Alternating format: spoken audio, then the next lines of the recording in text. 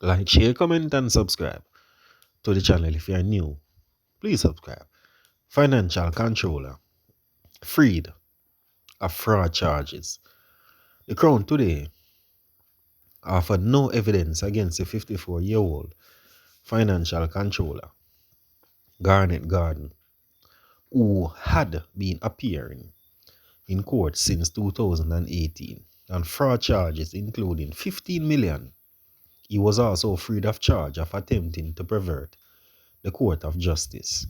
Charges against Garden were dropped when he appeared in the Kingston and St. Andrew Parish Court. Lawyer Wildman, who represent Garden, said for the last 4 years he had been making submission before the court that there was no case against Garden. Garden, who worked with San Mara Pepper Production and Ashmere Road in Kingston 11, was charged with defrauding the company.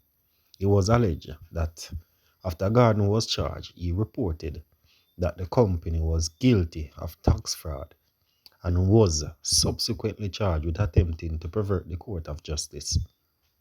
Garden said that he was happy that the case ended, particularly on his birthday, but cannot forget the humiliation and stress he suffered because of a false accusation.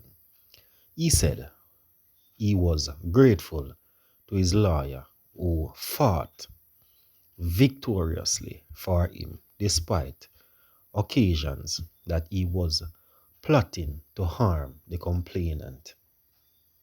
He said the case caused him great financial loss, but he is open to move forward with his life. Yeah, man, my viewers, that is very true. Because in things like those, it can have a great effect on you physically and mentally because, my viewers, it's not an easy thing for no say, yo, you get locked up and go to jail for fraud. And at the end of the day, you are guilty. Too much guilty persons going behind the bar. That's why sometimes it's not good enough for you to say, yo, you're going to get up and you're going to take up back certain type of punishment and them little thing there because you have innocent people behind the bar as well. Not all criminals. Sen catching husband accused of taking wife life further remanded. The sen catching husband accused of taking his wife 3 points during an alleged domestic dispute has been further remanded until December the 5th. The return mentioned date was set when 33-year-old tractor operator Peter Walters appeared before the St. Catherine Parish Court today. Allegations are that around 2 a.m. on August 26, the husband and wife were involved in an argument at their home in the community of Berkshire Hall. It is further alleged that during the dispute, the accused used a knife to stab his wife multiple times. Later identified as 34-year-old laborer Nikisha DaCosta Walters several times. Following the incident, the accused reportedly drove himself to the Linstead police station where he was arrested on suspicion of the death. An investigation was conducted and he was subsequently charged. Security guard linked to Sikiana case offered 500,000 bail. Rowan Rose, the security guard charged alongside Rashawn Patterson in connection with the death of the social media influencer Aniki Sikiana, 1,000, was today offered 500,000 bail when he appeared before the St. James Circuit Court. Rose, 47, who is of an Hanover address, was charged with misprision of a felony, which is when someone knows a felony has been committed but failed to inform the authorities. During Rose's bail application, his lawyer, Martin Thomas, told the presiding High Court Judge Justice Andrea Thomas that the defendant was not at flight risks and would report to the police as often as instructed.